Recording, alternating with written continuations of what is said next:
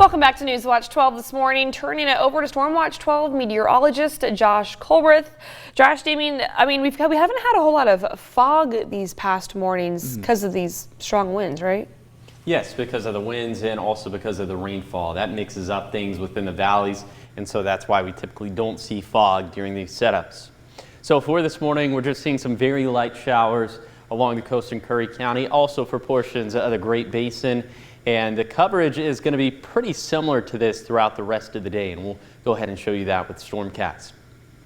So this is going to be lunchtime and then dinner time and then pretty close to midnight as we're transitioning into Friday. You can see similar coverage, just scattered, widespread stuff, and it's going to be the same thing for breakfast time, lunchtime, and dinner time on Friday.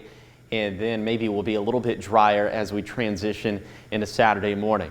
So overall, we're not looking at washout stuff, but we are looking at some decent rainfall accumulations, especially along the coast, as we could have upwards of maybe an inch, inch and a half, 2 inches in some localized areas. But other than that, pretty light stuff for the west side valleys into the east of the Cascades.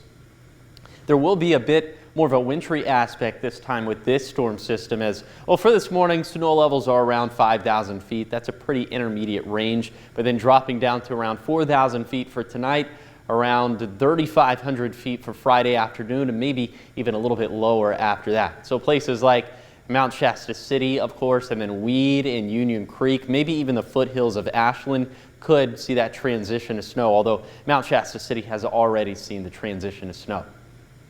Here's some of the snowfall totals we're expecting through Friday night, subject to change, but we could have anywhere between a trace to a couple inches for our west side passes, maybe 3 to 12 inches for our Siskiyou County passes, with some of the high snowfall totals being at Snowman Summit, 1 to 6 inches for our east side passes, with the highest totals being at the Quartz Mountain Pass, and then anywhere between 2 to 4 inches for our Cascade passes. So we could theoretically see some chain requirements. There's already one chain requirement in place for this morning for Snowman Summit. So if we do see any in addition to that, it wouldn't be too shocking.